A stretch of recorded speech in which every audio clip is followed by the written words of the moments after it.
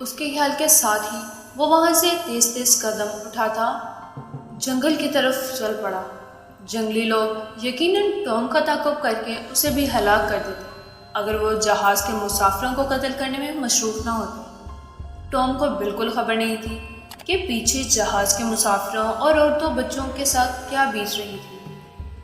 وہ اس قیامت میں اپنی جان بچا کر بھاگ رہا تھا اور چاہتا تھا کہ جتنی جلدی ہو سکے ان خوفناک وحشیوں سے بہت دور نکل جائے۔ وہ سارا دن جنگل میں چلتا رہا۔ اب وہ بہت تھک گیا تھا۔ اس نے راستے میں جنگلی بیر کھا کر اپنی بھوک مٹائی۔ پانی ایک گدلے جوہر کا پیا تھا۔ وہ تھک بھی گیا تھا اور اسے نیند بھی آ رہی تھی، مگر وہ کسی درخت پر یا کسی کھلی جگہ پر سونے کا خطرہ مول نہیں لینا چاہتا تھا۔ اسے اس حقیقت کا علم ہو چکا تھا کہ جنگلی لوگ بڑے ہی ہوشیار ہیں اور وہ کسی بھی وقت جنگل کے کسی بھی علاقے میں پہنچ سکتے ہیں۔ وہ برابر چلتا رہا۔ آخر کار جب اس کی ہمت جواب دے گئی اور اس کے پاؤں شل ہو گئے تو وہ ایک جگہ درخت کے ساتھ ٹیک لگا کر بیٹھ گیا۔ چلنے میں سب سے زیادہ اسے جوتے میں رکھے ہوئے قیمتی ہیرے تنگ کر رہے تھے۔ اس نے ایک پل کے لیے جوتے اتار دیے اور ہیرے اپنی جیب میں رکھ لیے۔ جب وہ تھوڑی دیر سستا چکا تو جوتے پہن کر پھر سفر پر روانہ ہو گیا۔ ٹام کو مصیبتیں برداشت کرنے کی تو عادت تھی، مگر اس قسم کے جنگلوں میں سفر کرنے کا تجربہ بالکل بھی نہیں تھا۔ یہ اس کی سخت جانی تھی جو اسے اتنے دشوار گزار جنگل میں آگے بڑھائے چلے جا رہی تھی۔ اسے اس کی جگہ کو کوئی نرم و نازک مزاج والا کسی امیر تاجر کا بیٹا ہوتا تو شاید وہ تھکن اور خوف سے بے ہوش ہو چکا ہوتا۔ دوسری رات سر پر آ رہی تھی۔ اس دوران نے ٹام ایک پل کے لیے بھی نہ سویا تھا۔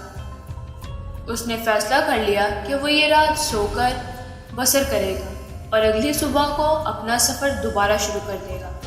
اس مقصد کے لیے اس نے مناسب جگہ کی تلاش شروع کر دی۔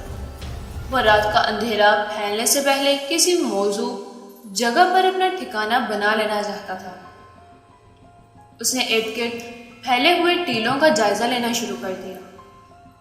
ایک جگہ اسے دو ٹیلوں کے درمیان ایک غار سا نظر آیا اور وہ اس غار میں بنا سوچے سمجھے گھس گیا۔ اس کے غار میں داخل ہوتے ہی ایک جنگلی بلی میاؤں میاؤں کرتی ہوئی باہر کو بھاگ گئی۔ ٹام کو یقین ہو گیا کہ اگر اس خو میں جنگلی بلی رہتی ہے تو یہاں کسی جنگلی درندے کا اندیشہ نہیں ہے۔ وہ نیم تاریک غار میں گھس کر ایک جگہ دیوار سے ٹیک لگا کر لیٹ گیا اور تھوڑی دیر کے بعد وہ دنیا سے بے خبر گہری نیند میں سو رہا تھا۔ جب اس کی آنکھ کھلی تو غار کے باہر صبح کی روشنی پھیل چکی تھی اور ایک چمکیلی آنکھوں والی بلی غار کے کنارے پر کھڑی اسے حیرانی سے تکتی رہی۔ ٹام جلدی سے اٹھا۔ اسے اٹھتے دیکھ بلی بھاگ گئی۔ ٹام غار سے نکل کر باہر آ گیا۔ جنگل میں چاروں طرف دن کا اجالا پھیل رہا تھا۔ سورج کی روشنی گھنے درختوں سے چھن چھن کر زمین پر پڑ رہی تھی۔ درختوں پر جنگلی چڑیاں چہچہا رہی تھی۔ ٹام کے دل میں بے پناہ خوشی اور زندہ رہنے کا جذبہ پیدا ہو گیا۔ اس نے لپک کر چشمے کا پانی پیا، منہ ہاتھ دھویا، جنگلی پھل کھا کر بھوک مٹائی اور خدا کا نام لے کر آگے بڑھ گیا۔ اب وہ آدم خور جنگلی لوگوں کے قبیلے سے بہت دور نکل آیا۔ جنگل کے جس علاقے میں سے اب وہ گزر رہا تھا وہ ایک امن پسند حبشی قبیلے کا علاقہ تھا۔ اس قبیلے کا تعلق وسطی افریقہ کے مشہور فلانی قبیلے سے تھا۔ یہ لوگ مسلمان تھے اور جنگل میں مویشی پال کر اور تھوڑی بہت کھیتی باڑی کر کے بسر اوقات کرتے تھے۔ فلانی قبیلے کے مسلمان پکے مسلمان تھے۔ یہ لوگ بہادر، نڈر، سچے اور ایماندار تھے۔ ٹام کو ان کے بارے میں بالکل علم نہ تھا۔ اس کے خیال میں افریقہ کے سبھی حبشی قبائلی وحشی اور ادم خور تھے۔ دوپہر تک وہ جنگل کے پربیج اور دشوار گزار راستوں پر چلتا رہا۔ دوپہر کے بعد جب وہ جنگل میں سے باہر نکل رہا تھا تو اچانک ایک وحشی ٹیلے پر سے چھلانگ لگا کر اس کے سامنے آ گیا۔ ٹوم کا تو دم ہی نکل گیا تھا، مگر یہ فلانی قبیلے کا وحشی نوجوان تھا۔ اس نے ٹوم کی طرف مسکرا کر دیکھا اور اشاروں ہی اشاروں میں اسے بتایا کہ وہ اس کی جان کا دشمن نہیں ہے۔ پھر بھی ٹوم کو یقین نہیں آ رہا تھا۔ وہ بادل ناخواستہ حبشی وحشی کے ساتھ چل پڑا۔ یہ حبشی نوجوان ٹوم کو لے کر اپنے قبیلے میں آ گیا۔ یہاں قبیلے کے سردار نے ٹوم کو اپنے جھونپڑے میں بلایا۔ سردار خوش اخلاق ادھیڑ عمر کا آدمی تھا، جس نے گلے میں بے شمار کوڑیوں کی مالائیں پہن رکھی تھی۔ اس کے کانوں میں سونے کی بالیاں تھیں اور سر پر مور کے پروں کا بڑا سا تاج پہن رکھا تھا۔ ٹوم اس کی زبان ہی سمجھتا تھا، پھر بھی سردار کے پوچھنے پر وہ کون ہے اور کہاں سے آ رہا ہے، ٹوم نے اسے اشاروں سے ہی بتایا کہ وہ مدراس سے جہاز پر سوار ہوا تھا جو افریقہ کے مغربی ساحل پر طوفان میں گر کے ڈوب گیا۔ اب وہ پیدل چل کر کیپ ٹاؤن پہنچنے کا ارادہ رکھتا ہے۔ کیپ ٹاؤن کا نام سن کر سردار نے حیرت کا اظہار کیا اور اشاروں میں اسے بتایا کہ کیپ ٹاؤن تو وہاں سے بہت دور ہے۔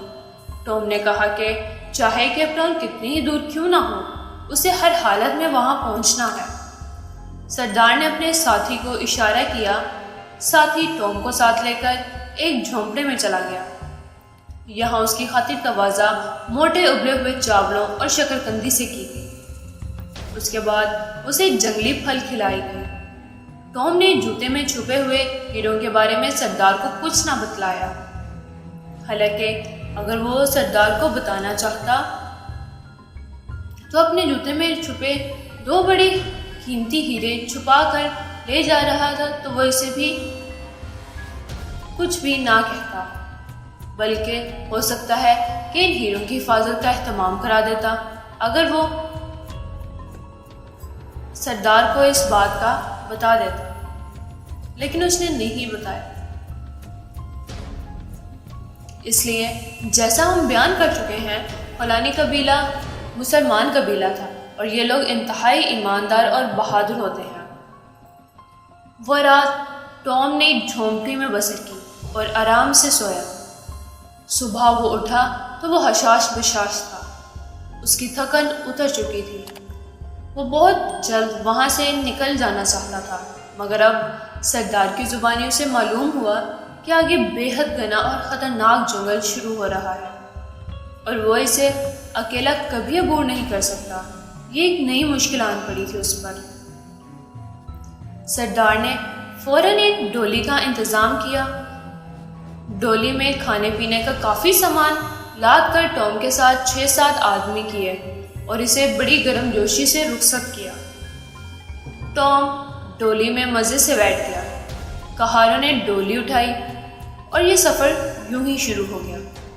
2 دن 2 راتیں ڈولی میں سفر کرنے کے بعد یہ قافلہ ایک دریا کنارے آ کر رک گیا۔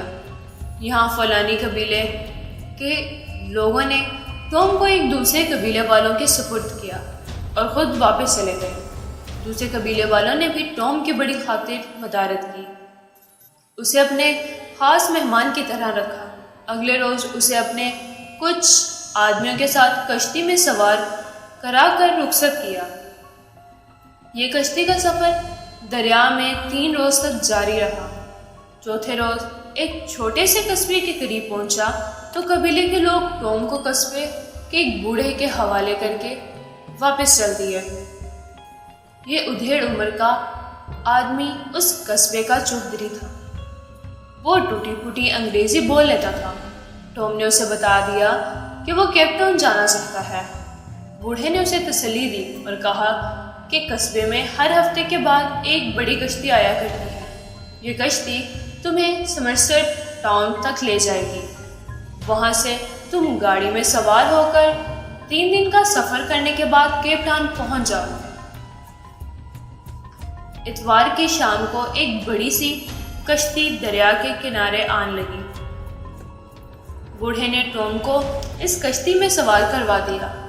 اس کا کرایہ بھی بوڑھے نے ہی ادا کیا، بلکہ ٹام کو کیپ ٹاؤن تک کا سفر کے لیے خرچ بھی دے دیا۔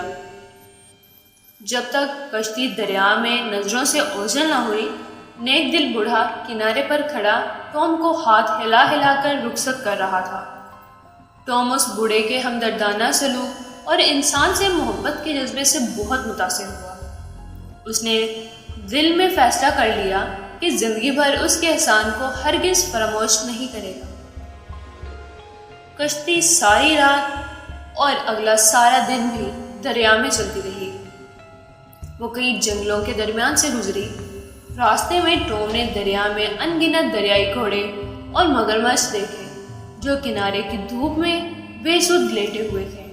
ایک دو جگہ پر اس نے لمبے خمدار سفید دانتوں والے ہاتھیوں کو بھی دیکھا جو دریا کنارے پانی پی رہے تھے۔ دوسری رات کے سفر کے بعد کشتی دن چڑھتے اسمرچ ٹاؤن پہنچ گئی۔ یہ خاصا آباد قصبہ تھا جہاں بڑی رونق تھی۔ یہاں سے ٹام کو 6 گھوڑوں کی ایک مسافر گاڑی میں جگہ بھی مل گئی۔ اس گاڑی میں کل 7 مسافر تھے جو سب کے سب کیپ ٹاؤن جا رہے تھے۔ ایک مسافر نے ٹام سے باتیں کرنے کی کوشش کی۔ ٹام نے اس کے ساتھ زیادہ بے تکلف ہونے کی کوشش ہی نہ کی۔ بے رسمی بس رسمی سی 2-4 باتیں کی اور خاموش ہو گیا۔ مگر اسے محسوس ہو رہا تھا کہ وہ شخص ٹام کو بڑے غور سے دیکھ رہا تھا۔ جب ٹام اس کی طرف دیکھتا تو وہ نظریں کھڑکی سے باہر کر لیتا۔ یہ ایک پکی عمر کا گھنگریلے بالوں والا حبشی تھا جو سفید انگریزی سوٹ پہنے ہوئے تھا۔ مسافر گاڑی سارا دن سفر کرتی رہی۔ رات کو اس نے ایک جگہ پڑاؤ کیا۔ ٹام سرائے کے کونے میں آ کر لیٹ گیا۔ وہ سوٹ والا حبشی بھی اس کے قریب آ کر بیٹھ گیا اور اس کی طرف مسکراتے ہوئے دیکھتے ہوئے بولا، معلوم ہوتا ہے کہ تم اکیلے سفر کر رہے ہو، مگر تم اتنا لمبا سفر اکیلے کیسے کر رہے ہو؟ کیا کیپ ٹاؤن میں تمہارے ماں باپ رہتے ہیں؟ ٹام اس مکار آنکھوں والے حبشی کی کسی بات کا جواب دینا نہیں چاہتا تھا، مگر اس چالاک شخص نے سوالوں کی ایسی بوچھاڑ کی کہ ٹام کو جواب دینا ہی پڑا۔ جی ہاں، میرے والد صاحب کیپ ٹاؤن میں رہتے ہیں، میری خالہ اسمسٹر ٹاؤن میں رہتی ہیں، میں اس سے اب ملنے آیا ہوں۔ سوٹ والا حبشی بولا، میرا نام نپٹو ہے، میں کیپ ٹاؤن میں ٹھیکیدار ہوں۔ اچھا مسٹر ٹام، یہ بتاؤ کہ تمہارے کپڑے اتنے میلے کیوں ہیں؟ کیا تمہاری خالہ نے تمہیں نئے کپڑے نہیں دیے؟ ٹام گھبرا گیا۔ یہ کم وقت نپٹو تو پیچھا ہی نہیں چھوڑ رہا۔ میری عادت ہے، میں کپڑے بہت جلد گندے کر دیتا ہوں۔ اوہ خیر کوئی بات نہیں، میں بھی جب تمہاری عمر کا تھا تو ایسا ہی کیا کرتا تھا۔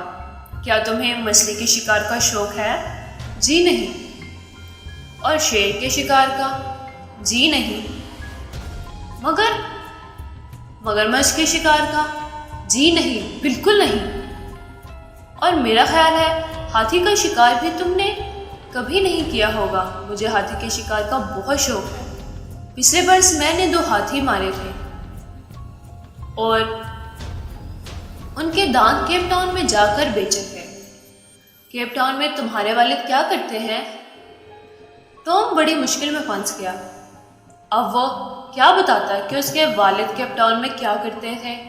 اس کے والد کا تو بچپن میں ہی انتقال ہو چکا تھا اور خود ٹام زندگی میں پہلی بار کیپ ٹاؤن جا رہا تھا۔ اس نے یوں ہی کہہ دیا، میرے والد قیمتی پتھروں کا کاروبار کرتے ہیں۔ اس پر وہ حبشی نوجوان اچھل پڑا، ارے یہ تو بہت اچھا ہوا، میرے پاس کچھ ہیرے ہیں، میں چاہتا ہوں کہ کیپ ٹاؤن جا کر انہیں تمہارے والد صاحب کو ہی دکھا دوں گا۔ کیا تم اس سلسلے میں میری کچھ مدد کرو گے ٹام؟ ٹام کو مجبوراً کہنا پڑا،